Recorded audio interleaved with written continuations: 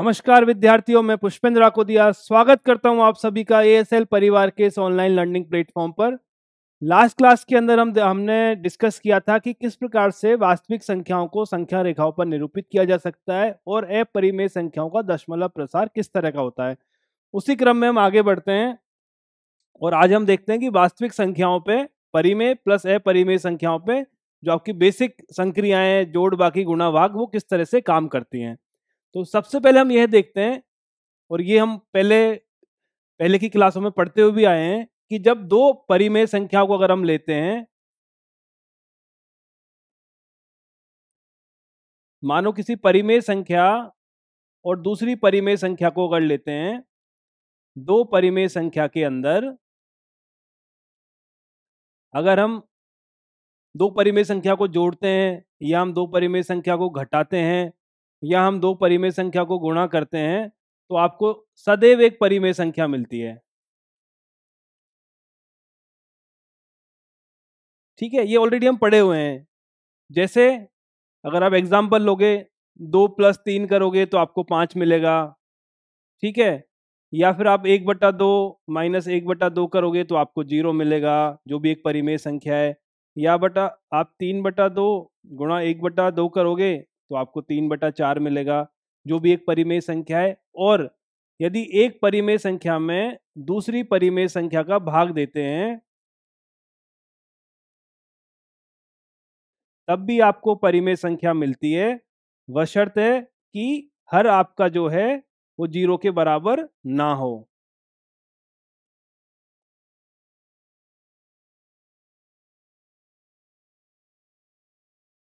Correct है, ये हम ऑलरेडी पढ़ के आ चुके हैं।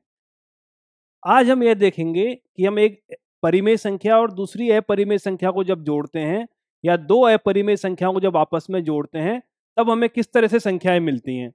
तो देखिए, सबसे पहले आप ये देखिए कि जब एक परिमेय संख्या को दूसरी अपरिमेय संख्या के साथ जोड़ते हैं, घटाते हैं, गुणा करते हैं या भाग करते हैं तो हमें किस प्रकार की संख्याएं प्राप्त होती हैं। यदि आप एक परिमेय संख्या लोगे,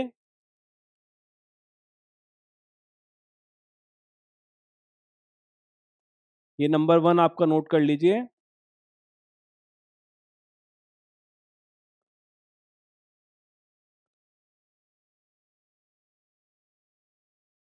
यदि आप एक परिमेय संख्या लेंगे,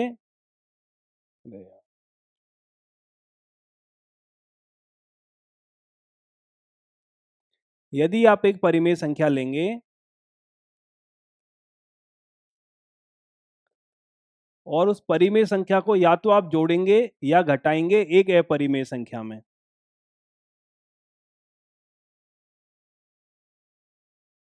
तो आपको सदैव एक अपरिमेय संख्या मिलेगी।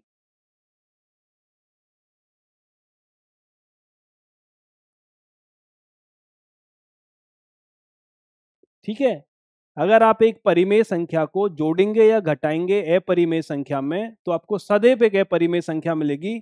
उदाहरण के लिए, जैसे 2 में अगर आपने √3 को जोड़ा तो यह एक अपरिमेय संख्या है। 2 में आपने √3 को घटाया तो यह भी एक अपरिमेय संख्या है। ये हर स्थिति में सत्य होगा। दूसरा वाला आप देखिए कि अगर एक परिमेय संख्या और अपरिमेय संख्या को गुणा करेंगे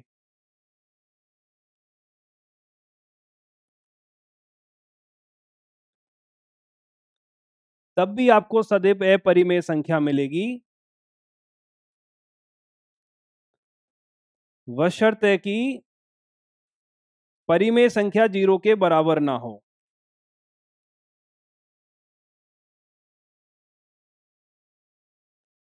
समझे मेरी बात को? अगर आप एक परिमेय संख्या को अपरिमेय संख्या से गुणा करेंगे तो आपको सदैव एक अपरिमेय संख्या मिलेगी।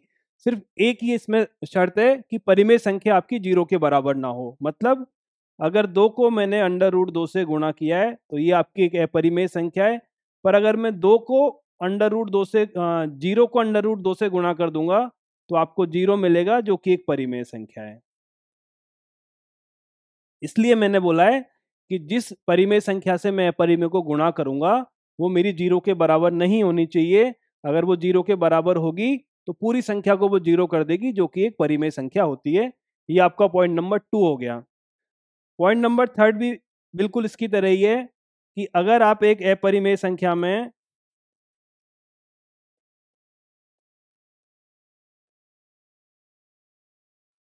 या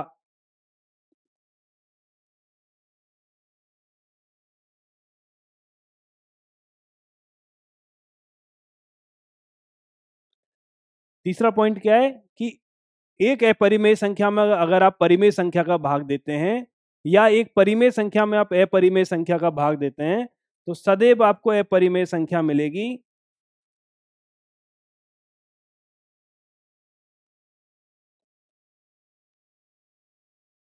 वह शर्त है कि परिमेय संख्या 0 के बराबर ना हो। समझ गए? ये 3 पॉइंट है आपके, मतलब एक परिमेय संख्या को पकड़ोगे एक अपरिमेय संख्या को पकड़ोगे, उन दोनों में कोई भी ऑपरेशन करोगे, अगर आपने जोड़ा है या घटाया है तो सदैव अपरिमेय संख्या मिलेगी। गुणा किया है या भाग किया है तब भी अपरिमेय संख्या मिलेगी। शर्त सिर्फ इतनी सी है कि परिमेय संख्या 0 के बराबर नहीं होनी चाहिए। अगर 0 हो गई तो गुणा के केस में वो पूरी संख्या को 0 कर देगी, तो वह आपके परिमेय संख्या हो जाएगी। अगर भाग के केस में परिमेय को 0 कर दिया और हर आपका 0 आ गया तो उस केस में आपका जो भाग है वो परिभाषित नहीं होगा, बाकी हर केस में आपका अपरिमेय संख्या निकलेगी। इसके कुछ उदाहरण लेते हैं हम। उदाहरण नंबर पहला है 7√5। आपको बताना है कि ये परिमेय होगा या अपरिमेय होगा। तो बड़ी आसानी से आप देख सकते हो कि एक तो है आपका परिमेय संख्या,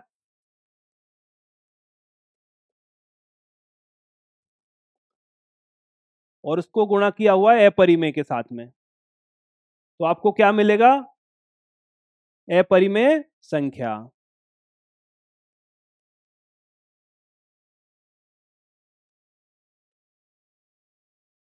ठीक है, परिमेय संख्या को अपरिमेय के साथ गुणा किया हुआ है तो आपको अपरिमेय संख्या मिलेगा। आप दूसरा वाला देखिए, दूसरा वाला बोलता है 7 में भाग दिया हुआ है √5 का। तो क्या किया हुआ है, एक परिमेय संख्या में एक अपरिमेय संख्या का भाग दिया हुआ है तो आपको मिलेगी अपरिमेय संख्या। करेक्ट है। तीसरा वाला उदाहरण लीजिए, अंडर वर्गमूल 2 + 21। वर्गमूल 2 आपका अपरिमेय, 21 आपकी परिमेय है। जब परिमेय में अपरिमेय में आप परिमेय को जोड़ोगे तो आपको क्या मिलेगा? अपरिमेय संख्या ही मिलेगी। चौथा वाला उदाहरण लीजिए आप, π-2। पाई आपकी एक अपरिमेय संख्या है, पाई में से एक 2 को आपने माइनस किया है, 2 आपका क्या है? परिमेय। ये क्या है? अपरिमेय, और ये है आपकी परिमेय, तो आपको क्या मिलेगा? अपरिमेय संख्या।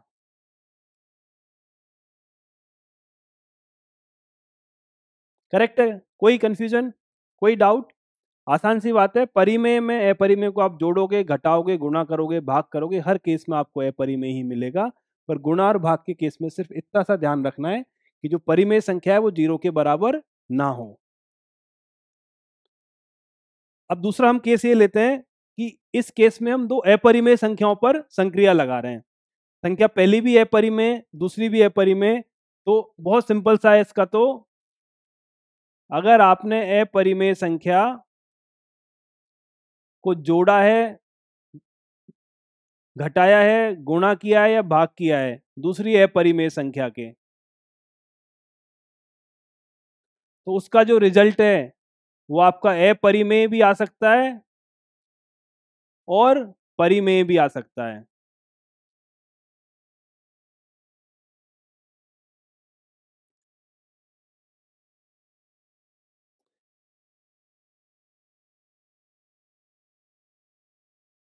ठीक है, एक अपरिमेय संख्या को अगर आपने दूसरी अपरिमेय संख्या में से या तो जोड़ा है या घटाया है या गुणा किया है या भाग किया है, तो जो आपका रिजल्ट है वो अपरिमेय भी आ सकता है और परिमेय भी आ सकता है। इसकी कोई गारंटी नहीं है। इस केस में हम कुछ नहीं बोल सकते। उदाहरण के लिए अगर आप देखोगे, जैसे दो संख्याएं हैं, 2√2 + 5√3। इसमें किसको जोड़ना है? √2 - 3√3। एक जैसे संख्या को एक तरफ ले जाओ, ये आपका है 2, अंडर रूट 2 वाली है, अंडर रूट 2 वाली है, तो 2 + 1 ये 3, वर्गमूल 2 हो जाएगा। ये वर्गमूल 3 वाली है, ये वर्गमूल 3 वाली है, तो 5 - 3 2 वर्गमूल 3 हो जाएगा। ये क्या आया आपको? एक अपरिमेय संख्या मिली। क्या मिली? अपरिमेय संख्या। मतलब इस केस में जब दो अपरिमेय संख्याओं को हमने जोड़ा तो रिजल्ट आपको अपरिमेय संख्या ही मिला। ये देखिए आप, 6 वर्गमूल 5 को गुणा करना है 2 वर्गमूल 5 के साथ में, तो क्या होगा? 6 दूनी तो 12 आ जाएगा, और ये वर्गमूल 5 का वर्ग हो जाएगा, और जब वर्गमूल का मैं वर्ग करूंगा तो मुझे सिर्फ 5 मिलेगा, और ये 60 आ जाएगा, जो कि आपकी एक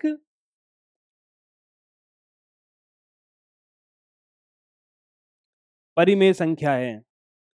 तो पहले वाले केस में क्या मिला हमको? एक अपरिमेय संख्या को दूसरी अपरिमेय संख्या के साथ जोड़ा तो अपरिमेय मिला। दूसरे वाले केस में एक अपरिमेय संख्या को दूसरी अपरिमेय संख्या के साथ गुणा किया तो आपको परिमेय संख्या मिल गया। इसलिए दोनों अपरिमेय होने के केस में हम कुछ श्योरिटी से नहीं बोल सकते कि रिजल्ट क्या आएगा, डिपेंड करेगा आपके नंबर्स क्या हैं। ये वाला एग्जांपल ले लीजिए आप, 8 वर्गमूल 15 में आपको भाग देना है 2 वर्गमूल 3 का। ठीक है, तो 2 से 8 को काटा, 4 बार चला गया। क्या वर्गमूल 15 को मैं से लिख सकता हूँ 3 × 5? और क्या 3 और 5 को मैं अलग अलग कर सकता हूँ? वर्गमूल 3 गुना वर्गमूल 5 बटे वर्गमूल 3, ये कैंसिल आउट हो जाएगा, आपको मिलेगा 4 वर्गमूल 5। और इस केस में एक परिमेय संख्या एक अपरिमेय संख्या के साथ गुणा हुई है, तो आपका ये अपरिमेय संख्या है। ठीक है, तो दो अपरिमेय संख्याओं के केस में हम कुछ 100% नहीं बोल सकते, रिजल्ट कुछ भी आ सकता है। जैसे 2 + √3 को अगर मैं जोड़ता हूं 2 - √3 के साथ में, ये संख्या 1 है, ये संख्या 2 है, तो क्या होगा? 2 से 2 को जोड़ा, 4 आ गया, √3 और √3 माइनस होकर 0 हो गया, आपको 4 मिल गया, जो कि एक परिमेय संख्या है। तो कभी मैं जोड़ रहा हूं तो परिमेय मिल रहा है, कभी मैं जोड़ रहा हूं अपरिमेय मिल रहा है, तो रिजल्ट आपका कुछ भी हो सकता है।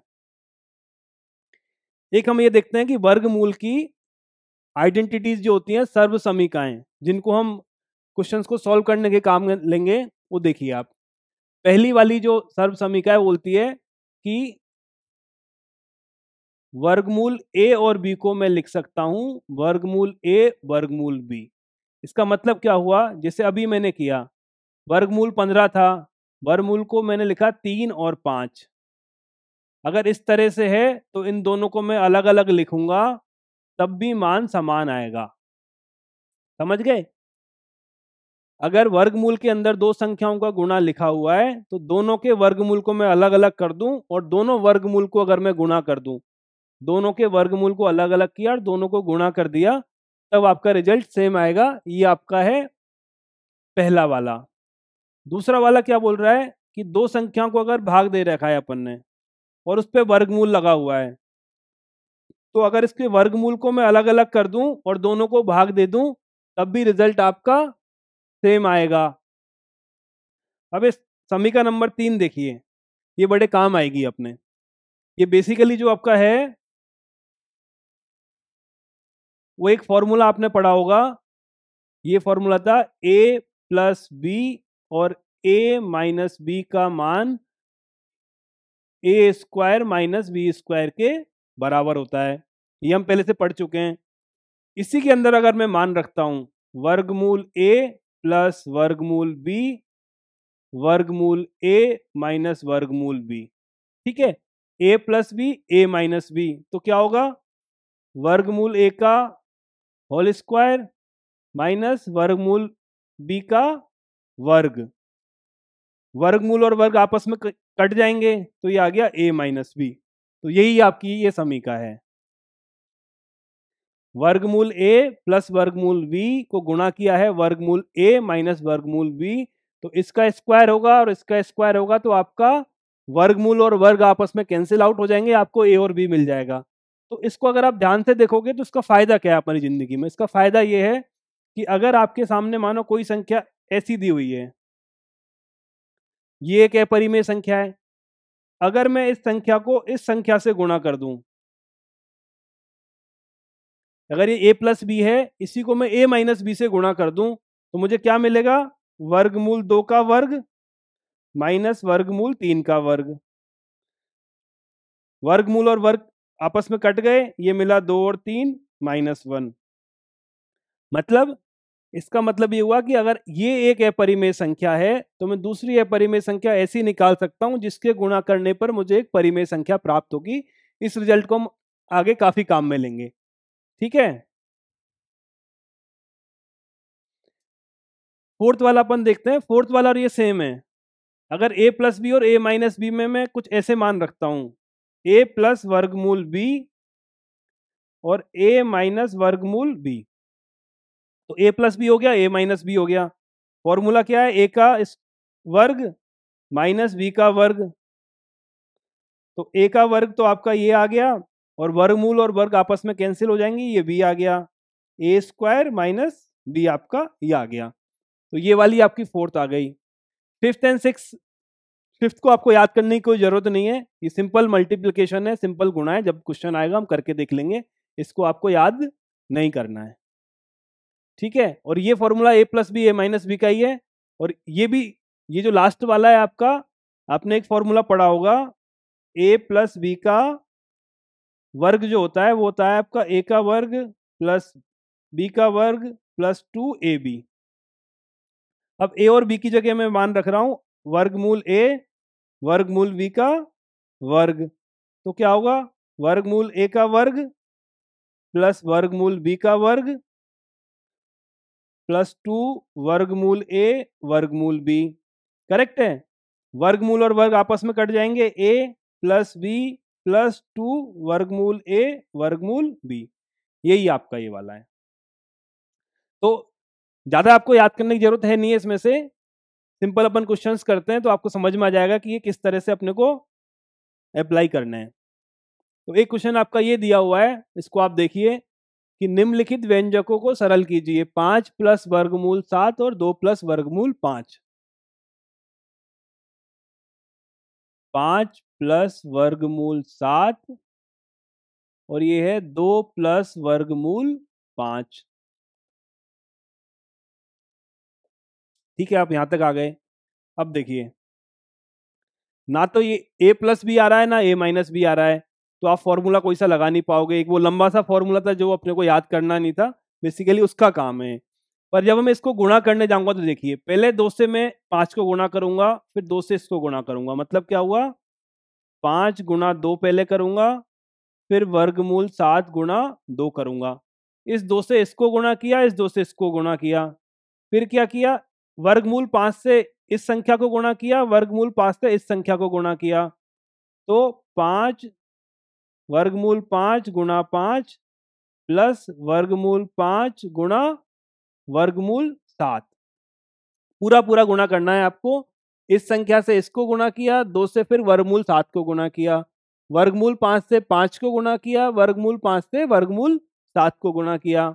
क्या मिला आपको? ये 10 मिला, ये 2 वर्गमूल 7 मिला, ये आपका 5 वर्गमूल 5 मिला, और ये वर्गमूल, एक चीज अभी हमने पढ़ी थी कि वर्गमूल a b अगर लिखा हो तो वर्गमूल a और b हम इसको लिख सकते हैं। मतलब दो संख्या को अगर गुणा दिया हो और उस पर वर्गमूल लगा हो तो दोनों संख्याओं पे आप वर्गमूल को अलग अलग कर दो और गुणा कर दो। यही सिचुएशन यहाँ पे, ये आपका है वर्गमूल 5 और ये है वर्गमूल 7। तो क्या मैं इसको ऐसे लिख सकता हूँ? वर्गमूल 35। ठीक है, तो ये आपका आ गया वर्गमूल 35। अब आइए आप, बस हो गया आपका सॉल्व, यही आंसर है। मतलब जो जिस नेचर के पद हैं, वर्गमूल 5 वाले अलग कर दो, वर्गमूल 7 वाले अलग कर दो, वर्गमूल 35 अलग कर दो, परिमेय संख्या अलग कर दो। ठीक है, ये आपका क्वेश्चन नंबर 1 हो गया। सेकंड देखिए, सेकंड आपका बोल रहा है 5 प्लस वर्गमूल 5 गुणा करना है मुझे 5 माइनस वर्गमूल 5 से। ठीक है, तो ये देखो ध्यान से, ये हो गया आपका a प्लस बी, ये हो गया आपका a माइनस बी।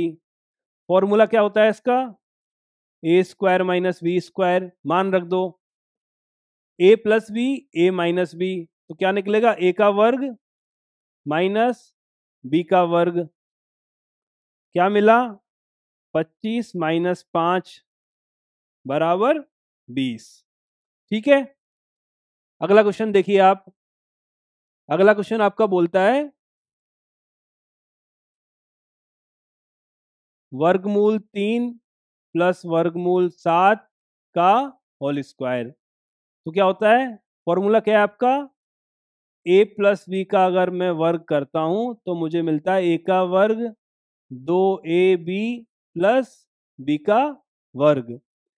a की जगह अंडर रूट 3 है तो अंडर रूट 3 का वर्ग कर दो, 2a, ये आपका b हो गया, और b का वर्ग कर दो।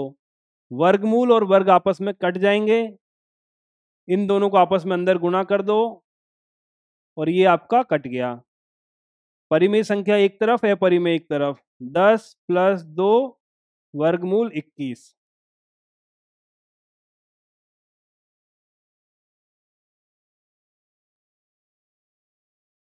ये आपका आंसर आ गया। तो सिंपल ये वाली जो आपका सर्व समीकरण पहले से आप पढ़ रखी है उनको अप्लाई करना है, बस ए और बी की जगह जो नंबर्स आ रहे हैं उनके आप रखते जाइए, आपके मान निकलते रहेंगे। अगला वाला देखो, वर्गमूल 11 माइनस वर्गमूल 7, वर्गमूल 11 प्लस वर्गमूल 7, ये आपका नंबर है।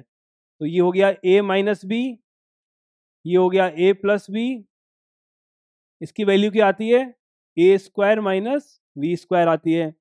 तो इसको मैंने सॉल्व किया, a minus B A plus B, क्या निकलेगा? ए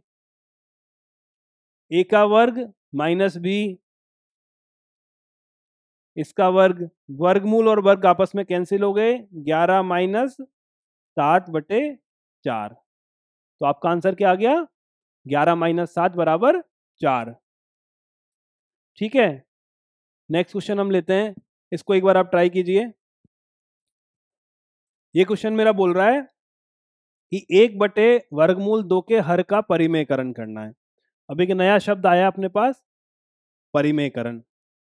परिमेयकरण क्या होता है कि अगर किसी संख्या के हर के अंदर अपरिमेय संख्या है, किसी संख्या के हर के अंदर अगर अपरिमेय संख्या दे रखी है तो उसके मान का निर्धारण करना एक मुश्किल काम है। तो हम हमेशा ये कोशिश करते हैं कि जब संख्या को हम p बटा q के रूप में लिखते हैं तो उसके हर के अंदर हमेशा और हमेशा परिमेय संख्या हो। तो अगर हर में अपरिमेय संख्या है तो उसको हम परिमेय संख्या में बदलते हैं। इस जो शब्दावली को हम बोलते हैं परिमेयकरण। किसी संख्या के हर में अगर अपरिमेय संख्या दी हुई है तो उसको परिमेय संख्या में बदलना ही परिमेयकरण कहलाता है। इसको हम देखते हैं, आपके पास संख्या क्या है? 1/वर्गमूल 2। तो वर्गमूल 2 को मेरे को परिमेय संख्या बनाना है। तो देखो, अगर मैं वर्गमूल 2 को वर्गमूल 2 से गुणा कर दूं तो क्या मिलेगा? वर्गमूल 2 का वर्ग, और वर्गमूल और वर्ग आपस में कैंसिल हो जाएंगे, क्या मिल जाएगा मेरे पास? 2 बच जाएगा। ठीक है, तो क्या करना है मेरे को? नीचे तो मेरे को वर्गमूल 2 से गुणा करना पड़ेगा। क्यों गुणा करना पड़ेगा? क्योंकि तभी मेरा हर परिमेय में कन्वर्ट हो जाएगा। अगर मैंने नीचे गुणा किया है तो मुझे ऊपर भी गुणा करना पड़ेगा। ठीक है, तो ऊपर और नीचे वर्गमूल 2 से अगर मैं इस संख्या को गुणा कर देता हूं तो मुझे क्या मिलेगा? ऊपर तो मिल गया वर्गमूल 2, नीचे मिला वर्गमूल 2 का वर्ग, मतलब वर्गमूल 2/2। ये हो गया मेरा परिमेयकरण। क्योंकि परिमेयकरण क्या बोलता है कि जब भी किसी संख्या को p बटा q के रूप में लिखोगे तो जो आपका हर है वो हमेशा एक परिमेय संख्या होना चाहिए। और इस केस में ये जो आपका हर है,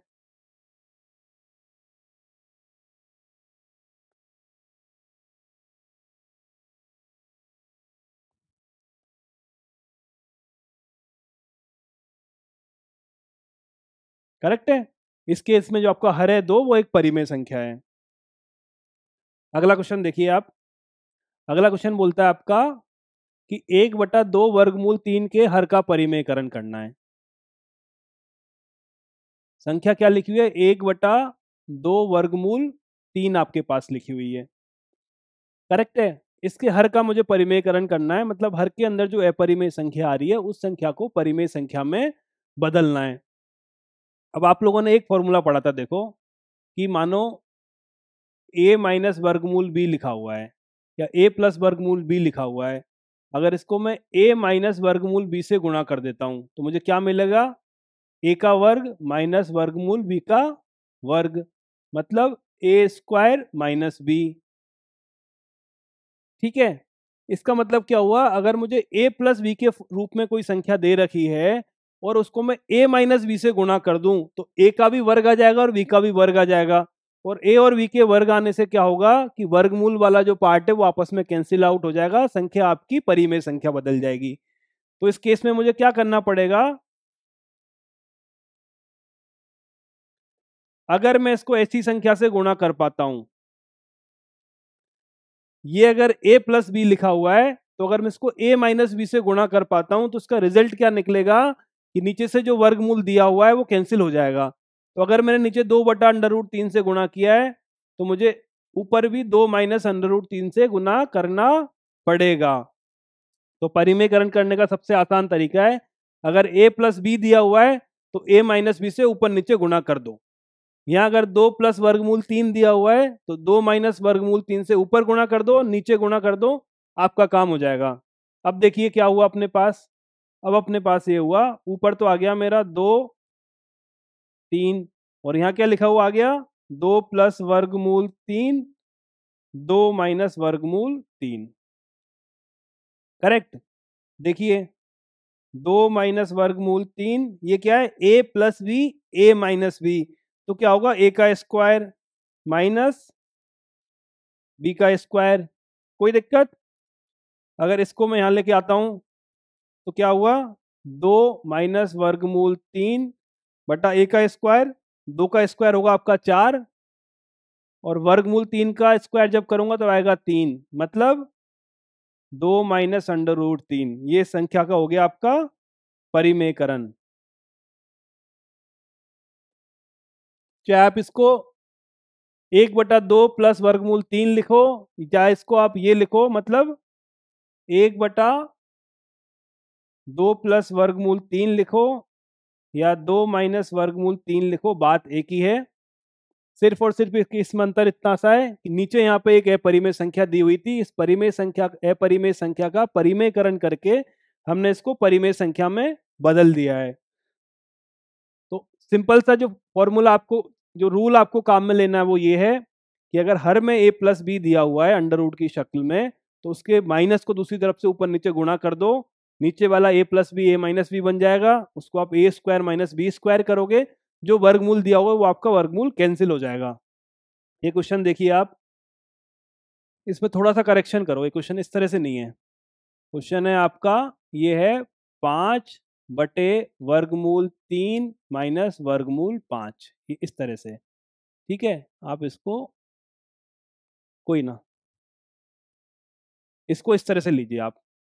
तो परिमेयकरण करने के लिए क्या करना होता है, हर का मेरे को नीचे जो संख्या दी हुई है उसके दूसरे चिन्ह से ऊपर नीचे गुणा कर दो। यहाँ क्या दिया हुआ है, वर्गमूल 3 माइनस वर्गमूल 5, तो मेरे को क्या करना पड़ेगा, ऊपर नीचे गुणा करना पड़ेगा इसके उल्टे चिन्ह से। उम्मीद कर रहा हूं समझ पा रहे होंगे आप, और ये भी समझ पा रहे होंगे कि हम इसको क्यों कर रहे हैं। अगर यहाँ पे a माइनस बी दिया हुआ है तो मैं इसको a प्लस बी से गुणा कर दूंगा ऊपर नीचे, और मैं क्यों करता हूं, वो इसलिए करता हूं कि ऊपर आ गया 5/3 प्लस वर्गमूल 5, और नीचे क्या आ गया, ये हो गया आपका a माइनस बी, ये आपका हो गया a माइनस बी, ये हो गया आपका a प्लस बी, वैल्यू क्या निकलेगी, a square minus B square. ठीक है, तो √3 का स्क्वायर आएगा और √5 का भी स्क्वायर आएगा, तो आपको क्या मिला, 5/3 प्लस वर्गमूल 5 बटा 3 माइनस 5, वर्गमूल और वर्ग कैंसिल हो गया, 3 में से 5 गया -2, -5/2 वर्गमूल 3 प्लस वर्गमूल 5। इसका मतलब क्या हुआ, चाहे आप ऐसे लिखो, चाहे आप ऐसे लिखो,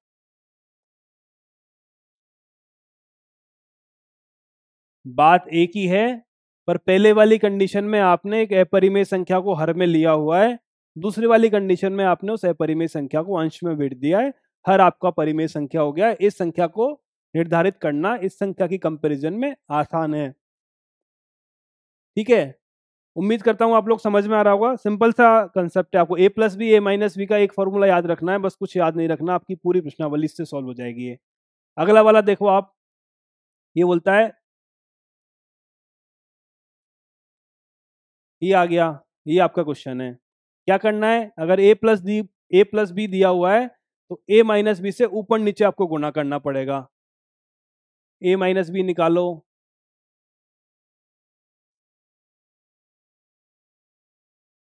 ठीक है। अब तो सिर्फ सॉल्व करना है आपको। ये हो गया आपका, क्या हो गया है, a प्लस बी, ये आपका हो गया a माइनस बी, क्या निकलेगा, ए स्क्वायर माइनस बी स्क्वायर निकलेगा। तो ए क्या है, 7, तो 7 का वर्ग कर दो, -3 वर्गमूल 2 का वर्ग कर दो। 7 का वर्ग कितना होता है, 49। इसको मैं से लिख सकता हूँ 3 का वर्ग, कोई दिक्कत, 3 के वर्ग को अलग कर दिया, वर्गमूल 2 के वर्ग को अलग कर दिया। इसका मतलब क्या हुआ, 7 49 माइनस 3 का 9 और इसका वर्गमूल 2 का 2, वर्गमूल और वर्ग आपस में कैंसिल आउट हो जाएंगे। मतलब 7 माइनस 3 वर्गमूल 2/49 माइनस 18। 49 में से 18 गया तो आपका 9 में से 8 गया, 1 बचा, 4 में से 3 बचा। 7 माइनस 3 वर्गमूल 2/31। चाहे आप संख्या ऐसे लिखो, 1/7 प्लस 3 वर्गमूल 2 लिखो, या फिर आप 7 माइनस 3 वर्गमूल 2/31 लिखो, आपका बात एक ही है।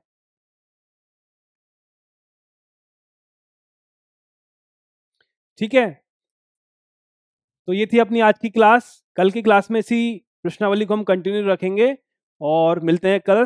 तब तक के लिए धन्यवाद।